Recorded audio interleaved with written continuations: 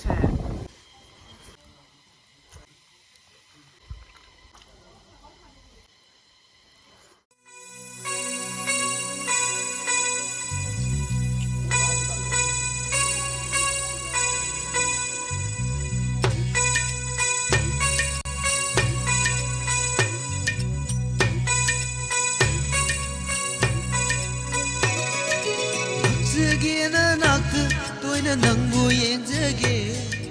Happy birthday to you, Lala. Happy birthday. Ini yang memang dia video dia is now video dia mau nak post dia.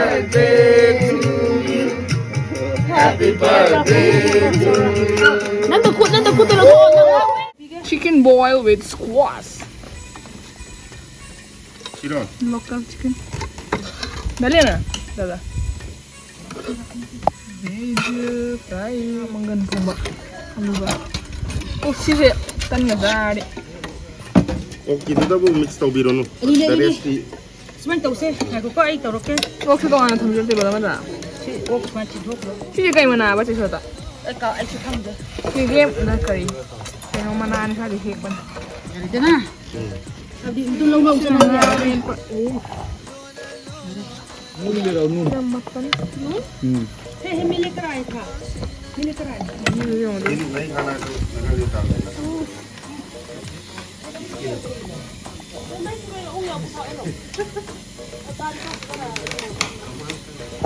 Ako ay bro, ano katawa na yun eh.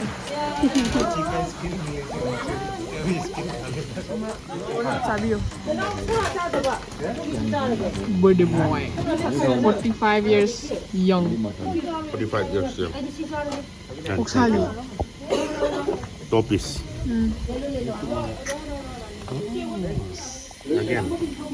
Sige.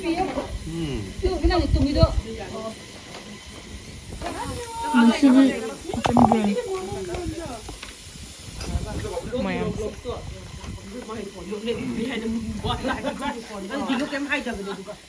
View sa ko. As, nungsit kasi kushe nga man eh.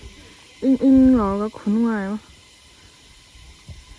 Sina tumba ka. Asam na ka na balcony sila eh. Aduga sinahat niya ba. Tsaka matakpo tawam. No crack manak to ni. Nahamok. Orange ki chatlubo do. Adom da. Oh! Ani si Chari si Gogo, what are you having? Sora is having rice with chips. Oh my god, Hawaii de ho rage. Sina Hawaii tuba, sina kongdrum ga mixed veg. Aduga sina nga metpa. Sina mana metpa. Sina nga hape. Oksha ga hanga kamera kabaga. Sina squash ga yen local chicken oil. Sina mutton. Kulang deh, ngam gadra, biru juga. Cara ke? Mana yang punya cara? Say hi. Hi, aku ingin mengucapkan pertanyaan si ngasih fish, oksa yen, local yen, mutton, singsu, amiet pa, dagi veg, mix, daga Hawaii. Loy na yaw eh. Maya masong tsagay, ay tsaklame. Tsagay, ako'y big boss ki, nusit ko sa siya. Kamada pari, di mga lewa. Ako'y big boss ki birthday niya ba ko. Ato gi, lak pa niya, somno correct na. Ato, tsasal lagi. Video saya yang sang David apa kita ni Hawaii deh orang ni mic suhat deh mungkin yang naik cakap udah kangau dia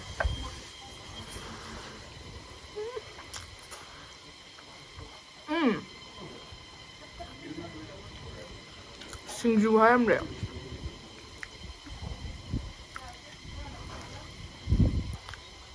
material yang bagi thùng bagi em là màu rồi Hả, con thua này bạn. Rang thì lõi nó hầu nữa còn. Nó có chế ra này Hawaii gì cả lắm, nó khôi trình đến mừng mà.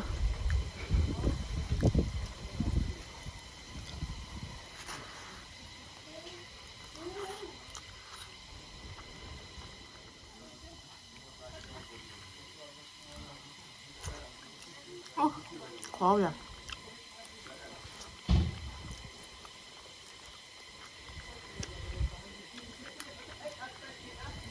ꯈꯥꯃꯦꯟ ꯑꯈꯥꯕꯤꯒ ꯑꯣꯛꯁꯥꯒ ꯍꯋꯥꯏ ꯂꯣꯏꯔꯦ ꯍꯧꯖꯤꯛ mix vase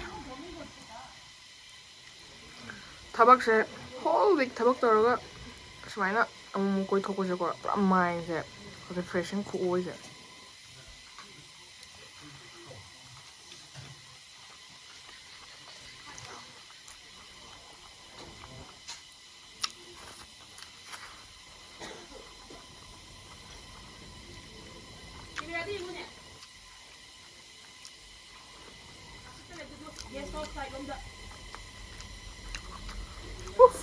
ꯉꯥ ꯃꯦꯠꯄ ꯈꯨꯍꯥꯎꯁꯦ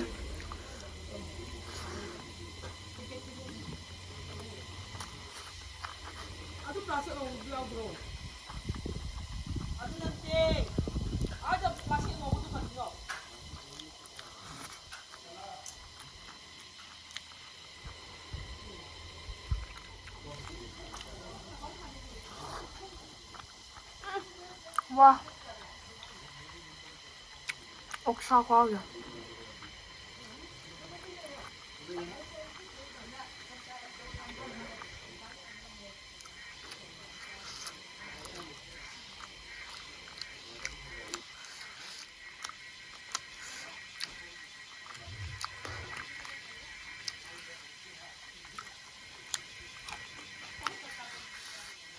ꯇꯤꯟꯒꯁꯦꯀꯣ ꯃꯁꯛ ꯐꯖ ꯐꯖꯕ ꯃꯌꯥꯝ ꯄꯥꯏꯔꯛꯁꯥꯅꯤ ꯑꯃꯨꯛꯇ ꯎꯗ꯭ꯔꯤꯕ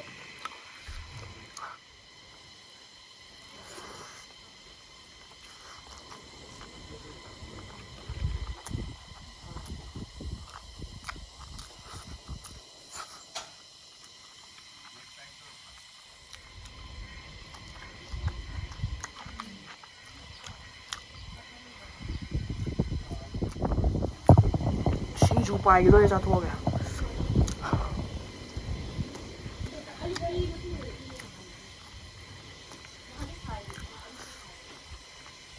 ꯋꯥꯎ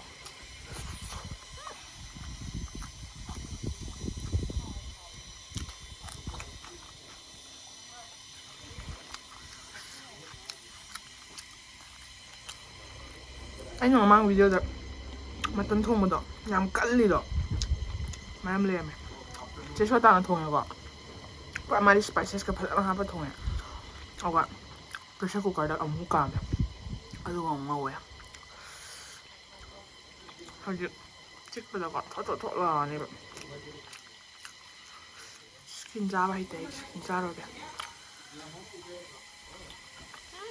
ꯎꯕ ꯊꯣꯠ ꯊꯣꯠ ꯊꯣꯠ ꯂꯥꯎꯔꯤꯁꯦ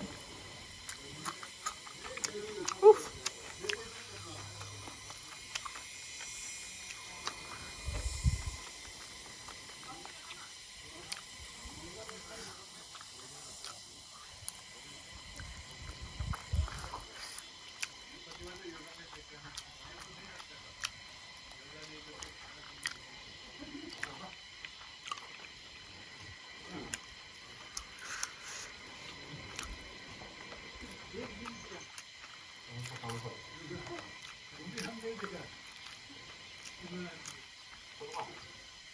ꯂꯣꯀꯦꯜ ꯆꯤꯛꯀꯟꯁꯦ ꯈꯔ ꯀꯜꯂꯦꯕꯀꯣ ꯑꯗꯨꯏ ꯃꯆꯥ ꯃꯆꯥ ꯀꯛꯑꯦ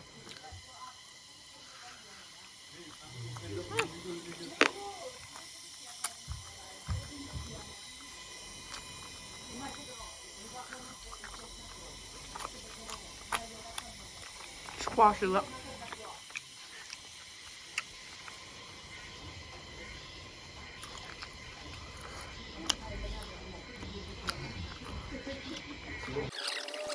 ꯃꯍꯤ ꯇꯣꯠꯄꯗꯣ ꯁ꯭ꯋꯥꯏꯗ ꯂꯣꯏ ꯂꯩꯔꯦ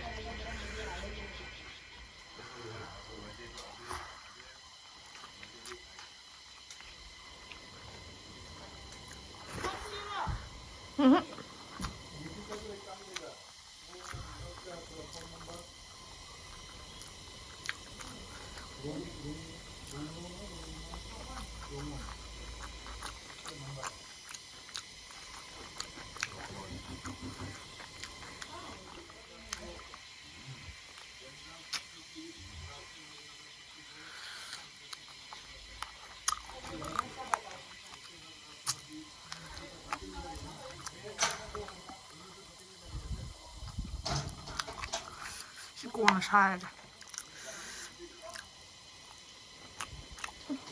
ꯈꯨꯍꯥꯎꯁꯦ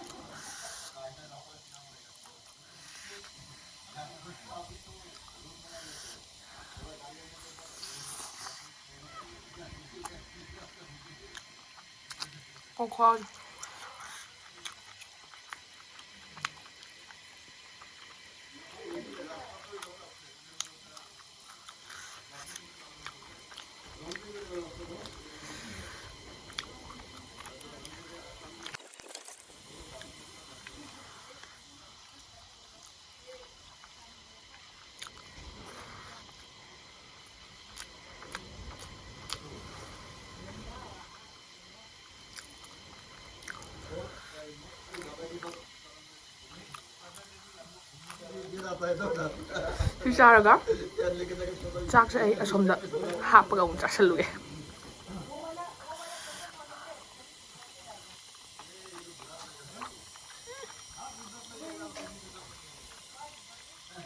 ꯈꯨꯍꯥꯎ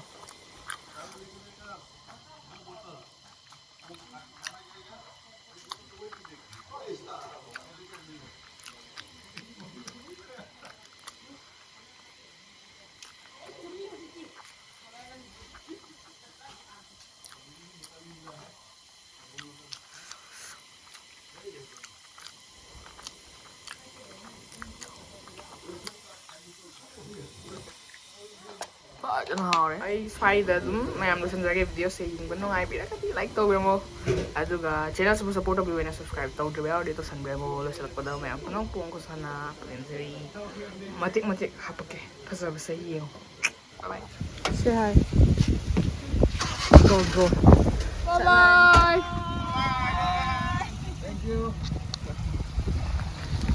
ꯋꯦꯗꯔꯁꯦ ꯈꯨꯅꯨꯡꯉꯥꯏꯁꯦ ꯕꯥꯏ ꯕꯥꯏ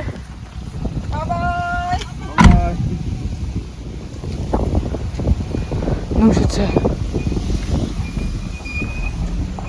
ꯂꯣꯏꯔꯦ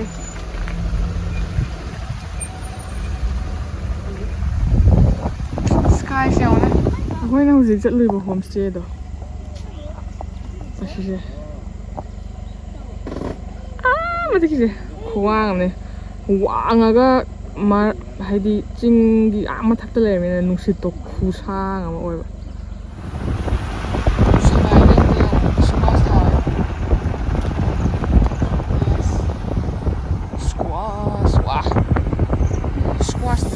ꯁ꯭ꯀ꯭ꯋꯥꯁ ꯍꯦꯛꯄ ꯂꯥꯛꯏꯅꯦ ꯑꯩꯈꯣꯏ ꯂꯩꯒꯦꯅ ꯇꯧꯕꯅꯦꯕꯀꯣ ꯑꯗꯣ ꯚ꯭ꯌꯨꯁꯦ ꯑꯝꯇ ꯌꯦꯡꯉꯣ ꯃꯣꯏ ꯌꯨꯝꯁꯦ ꯁꯤꯡꯒꯁꯦ ꯑꯝꯇ ꯄꯩꯔꯒ ꯂꯩꯔꯒ ꯁꯤ ꯂꯥꯏꯁꯤꯗ ꯂꯩꯅꯤꯡꯗ꯭ꯔꯣ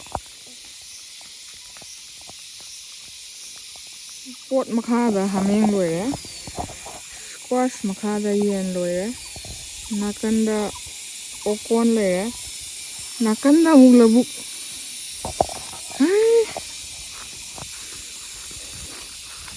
ꯂꯥꯏꯐꯁꯦ ꯀꯩꯝꯇ ꯏꯔꯥꯡ ꯄꯂꯥꯡ ꯌꯥꯎꯗꯕꯤꯗ ꯁꯨꯃꯥꯏꯅ ꯍꯤꯡꯉꯗꯤ ꯃꯅꯝꯗꯤ ꯈꯤꯇꯪ ꯅꯨꯡꯁꯤ ꯌꯦꯟꯁꯦ ꯑꯝꯇ ꯌꯦꯡꯉꯣ look at that chicken so big the biggest local chicken I've seen so far in Tura say hi hi moo amta yengho khufazase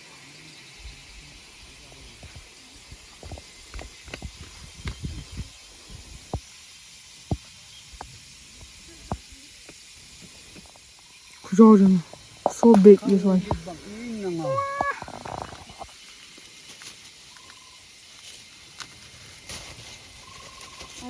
how much for it sasa Baik tak? Baik tak katanya? Betul sana. Sani kada nak ni sonani. Macam ni nak tayo tak ngayon. oh you missed this one can I pluck ooh thank you pura fresh ekdam organic Kuman dah ko kapalgin mak. Kuman dah ko kapalgin mak. Kuman dah ko kapalgin mak.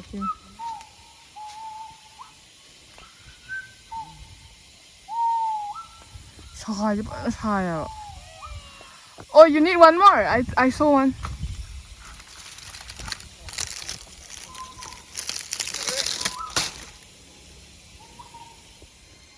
ꯑꯩ ꯁꯨꯝꯕ ꯃꯐꯝꯗ ꯌꯥꯝ ꯂꯩꯅꯤꯡꯉꯦ ꯆꯤꯡꯁꯤ ꯃꯈꯣꯡꯁꯤꯗ ꯂꯧꯁꯨ ꯎꯔꯦ ꯃꯁꯥꯒꯤ ꯏꯪꯈꯣꯜꯗ ꯏꯟꯖꯥꯡ ꯅꯥꯄꯤ ꯃꯌꯥꯝ ꯊꯥꯔꯦ ꯅꯣꯕꯥꯞꯀ ꯁꯟꯇꯦ ꯍꯥꯏꯕꯅꯤ ꯃꯤ ꯅꯣꯏꯕꯨ ꯑꯩꯕꯨ ꯐꯪꯈꯤꯗ꯭ꯔꯣ ꯁꯤꯕꯨ ꯑꯩꯕꯨ ꯑꯝꯇ ꯐꯪꯖꯒꯦꯗ